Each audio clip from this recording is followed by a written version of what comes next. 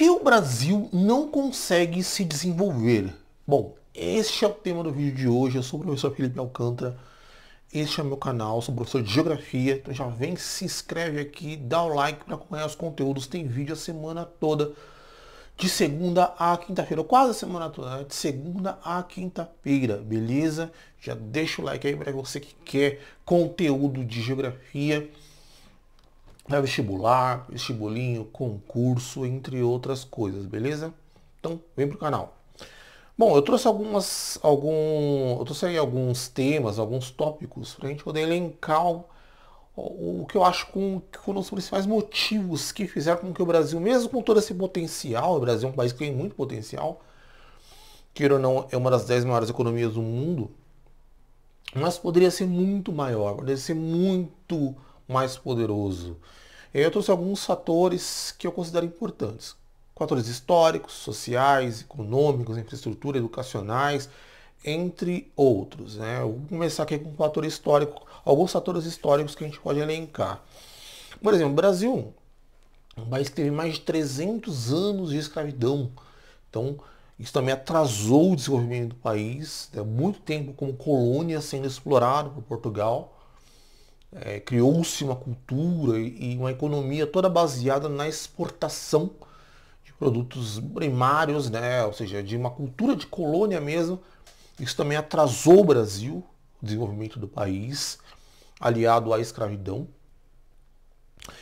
Eu considero que também a lei de terras, não sei se vocês conhecem, mas a lei de terras que foi assinada em 1850, que proibiu o acesso à terra por parte de ex-escravizados e de pequenos colonos, basicamente fazendo com que houvesse o surgimento do latifúndio em grande escala e uma alta concentração de terra. Então surgiu, o Brasil fez uma opção pelo latifúndio, em que poucas pessoas que tinham condições de comprar terra concentraram uma quantidade enorme de terra, e isso levou o Brasil a uma altíssima concentração de terras, de fazendas, de latifúndios, chamados latifúndios, né?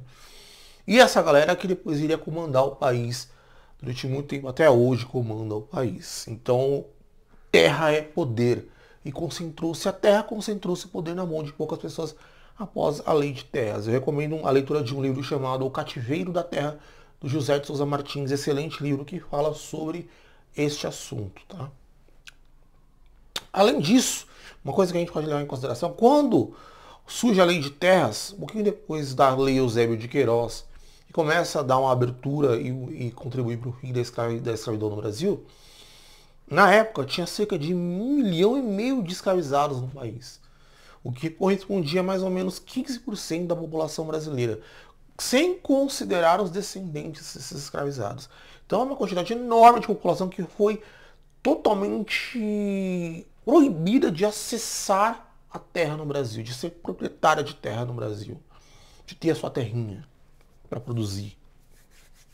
Então esse é um fator histórico importante. E depois do fim da escravidão também o abandono da população negra, né, dos escravizados, os ex-escravizados, que foram relegados a ocupar os morros e as favelas no Brasil. E aí deu aí essa desigualdade sociocultural, socioeconômica e geográfica também no Brasil todo, principalmente nas grandes cidades, onde a maior parte das favelas e periferias são ocupadas por pessoas negras. Outros fatores importantes que eu trouxe aqui também, um fator importante é a industrialização tardia do Brasil. Por o Brasil optar pelo latifúndio e a concentração de terra ali a partir da lei de terras, toda a economia do Brasil passou a ser voltada para a exportação de produtos agrícolas, principalmente o café, o que ficaria como produto hegemônico no Brasil até o final da década de 20 e início da década de 30 com a ascensão do Getúlio Vargas.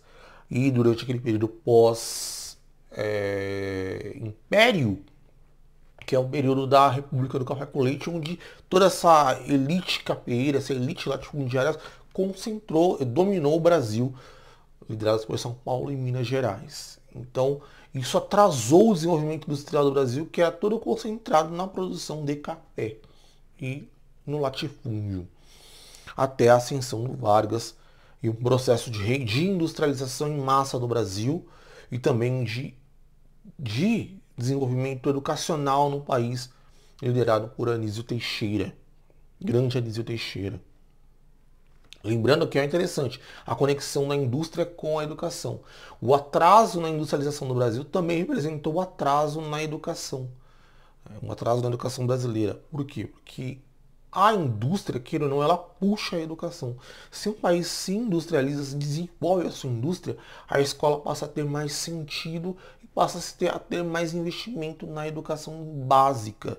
E desenvolver mais conhecimento técnico, tecnológico e também na universidade. E como não tinha indústria, não se preocupou muito, o Brasil não se preocupou muito em desenvolver a sua educação de base.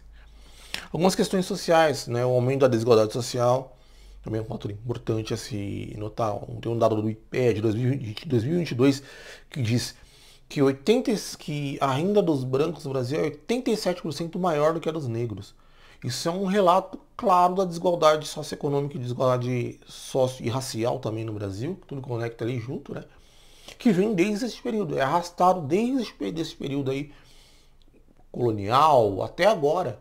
Ou seja, a gente não conseguiu diminuir essa desigualdade e basicamente no Brasil ser preto é ser pobre, com raríssimas exceções. E a gente vê essa diferença de 87% da renda do branco, a renda do branco é 87% maior que a renda do negro. Isso é um disparate, né? Um disparate. Outra questão também, o índice Gini de 2023, que subiu de 0,518 para 0,523. 0,523. O índice Gini ele mede a desigualdade no país de 0 até 1. Quanto mais próximo do 1, mais desigual. Quanto mais próximo do 0, menos desigual. Então a desigualdade no Brasil vem aumentando, só aumentando. Tá bom? O índice Gini mede isso. E aí entramos numa outra questão também, que é a educação. O Brasil ele começa a se industrializar em larga escala com Vargas e vai se industrializando até o período do regime militar, nos anos 60, 70, até os anos 80. Nos anos 70, mais ou menos. E esse período há uma ascensão na educação no Brasil, um desenvolvimento educacional, desenvolvimento das universidades no Brasil. E o Brasil se torna um dos países que mais cresce no mundo, principalmente no pós-Segunda Guerra Mundial. O Brasil é um dos países que mais cresce no mundo. Muito capitaneado por essa indústria. E também um desenvolvimento educacional durante esse período, por causa dessa industrialização do Brasil, que foi concentrada basicamente em São Paulo, Rio de Janeiro, e focada na produção automobilística, empresas europeias e americanas que vieram para cá produzir, fazendo linha de montagem no Brasil. Mais linha de montagem mesmo no Brasil, principalmente São Paulo e Rio de Janeiro. Só que a partir dos anos 80, o Brasil começa a se desindustrializar. E com isso, a educação também começa a cair de nível. A educação de base começa a cair de nível justamente porque ela passa a perder sentido, porque ela se desconecta do ensino técnico que tinha antes e do ensino prático. A escola passa a ser menos prática, menos técnica e muito teórica, muito também distante da economia. Isso fez com que a educação perdesse sentido na visão do povo como um todo. A educação de base caindo de nível, o salário do professor caindo também porque passa a ter menos sentido investir em educação, em desenvolvimento educacional, porque não tem uma indústria que puxa aquilo. Então a pessoa não vai querer ter tanto interesse em estudar porque ela não vai ter emprego qualificado, não vai ter emprego que pague bem. Ela vai se formar basicamente para trabalhar no setor de serviços e comércio, ganhando pouco. Então ela acaba estudando pouco e dando menos valor para a educação. Nos anos 90 vem um processo de democratização do ensino básico, o surgimento de escolas, só que essa educação foi feita de uma forma muito ruim, muito mal feita, focada só na demanda, basicamente para atender solicitações externas, internacionais, da ONU, da Unicef e da Unesco. E entuchou-se aluno em salas de aula, superlotação em sala de aula e a qualidade caindo. Então, salas com 30, 40, 50 alunos. A superlotação é um fator que contribui muito para a redução da qualidade de ensino. Você não tem como dar conta de tanto aluno assim dentro da sala de aula. Não tem como fazer um ensino mais particularizado para o aluno. Então, o ensino de massa, de baixa qualidade, salas superlotadas e todos os problemas possíveis que surgem a partir disso. Dentre eles, a violência na escola. A violência também está conectada com a superlotação da escola, sim. E com isso, baixo investimento médio ao longo dos anos, porque a escola passa a perder sentido, como eu disse, por causa da desindustrialização do Brasil. Essa democratização também desconectou a escola básica do ensino técnico, como eu falei, do cenário. O sistema S como um todo desconectou do ensino prático e a escola perdeu sentido. Focou-se muito no ensino superior, porque o ensino superior dá voto.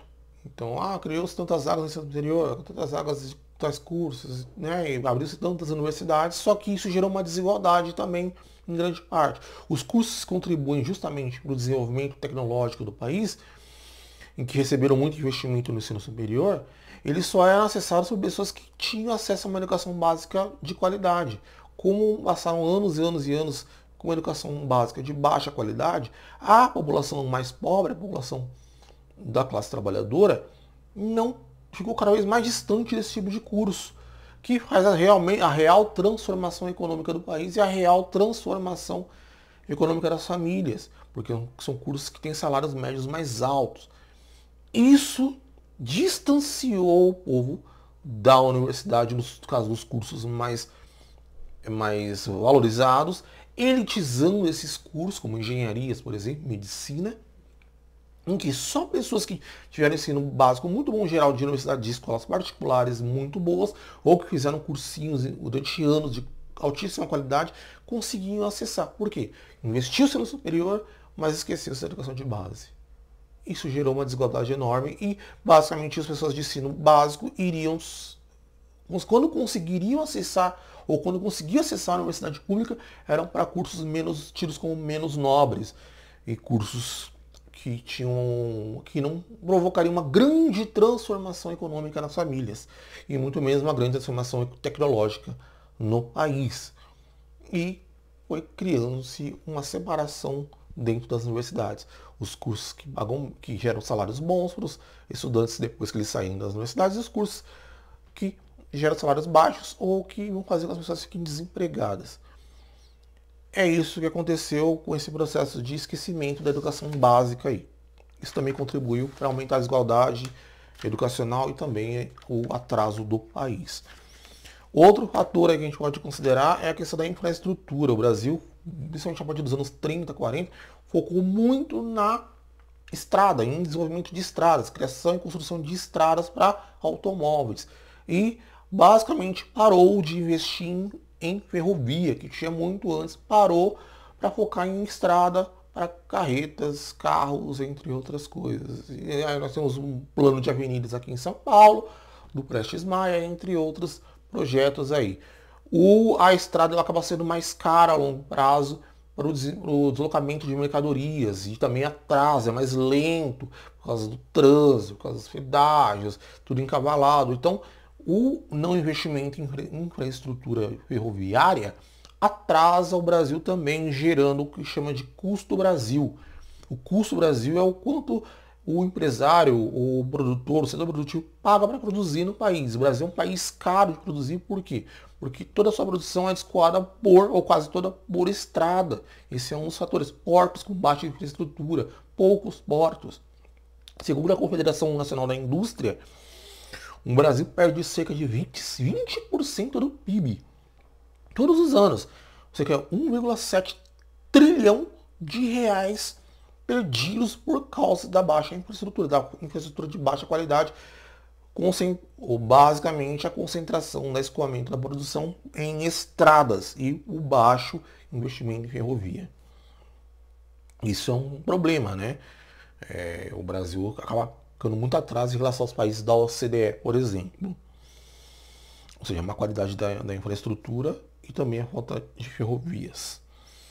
Outro problema também que contribui para o Brasil não conseguir se desenvolver. O Brasil tem o terceiro maior spread bancário. Ou seja, o que é o spread bancário? É a diferença do dinheiro que o banco paga para pegar e o quanto ele cobra para emprestar.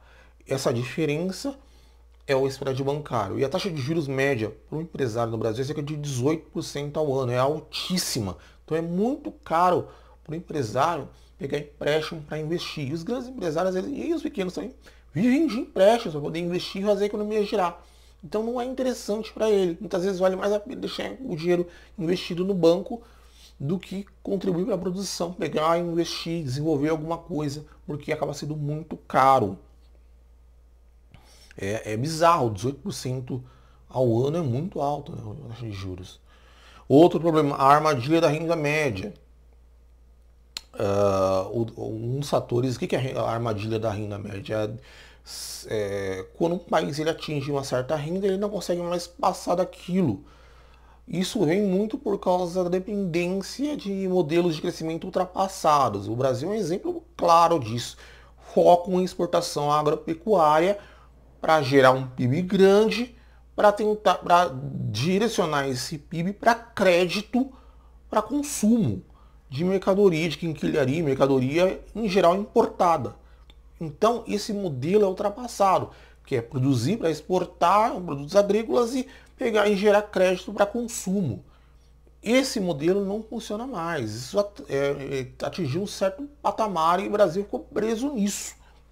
Falta de inovação, que tem a ver com a desindustrialização e a educação esquecida, entre outras coisas. E qual é a saída? Temos saída? Sempre tem saída. Eu acredito, eu tenho esperança que o Brasil tem saída sim. Uma das saídas é um projeto de reindustrialização do país a partir de um modelo de indústria moderno e focado no nosso potencial ou nos potenciais que o Brasil tem na parte da produção agrícola, na parte da produção alimentícia, na parte da produção aeroespacial, entre outros setores aí, turismo, que o Brasil pode se desenvolver uma indústria forte aí. Então, reindustrialização focada nesse setor sustentável, meio ambiente. Conectar a escola com a indústria, para que a escola passe a ter sentido de novo e conectar com conhecimento prático, conhecimento técnico. O exemplo que nós temos no Brasil que funcionou muito bem, está funcionando muito bem, é o exemplo do Ceará, e principalmente de Sobral lá no Ceará. E não é à toa que os estudantes do Ceará têm os maiores níveis de aprovação nas principais universidades do Brasil, como o ITA, por exemplo. O Ceará tem o maior IDEB do Brasil, então é um exemplo a ser seguido. E lá eles conectaram a indústria com a escola básica, focaram na educação de base, a educação no Fundi 1, né, no Fundamental 1, os primeiros anos iniciais, no ensino fundamental como um todo, e também com a indústria local. Isso é importante. Desenvolvimento de polos industriais, polos agrícolas, com os centros urbanos, uma reforma agrária para que a produção agrícola seja concentrada nas famílias e direcionada para o consumo interno do país e para o abastecimento da mesa do trabalhador e também da indústria interna e não voltada para a exportação de soja, cana e laranja como a gente tem hoje que o latifúndio faz. Então teria que ter uma reforma agrária no Brasil urgente justamente para distribuir a terra e focar a produção na indústria interna e no consumo interno. Muito semelhante ao que os belts americanos. Isso seria importante. E também gerar uma desconcentração urbana. Isso faria que ocorresse uma desconcentração urbana, porque surgiriam polos industriais, polos econômicos em várias partes do Brasil, e as pessoas iriam para esses lugares, diminuindo a concentração e a favelização nas grandes cidades do Brasil, como São Paulo, Rio de Janeiro, entre outras cidades.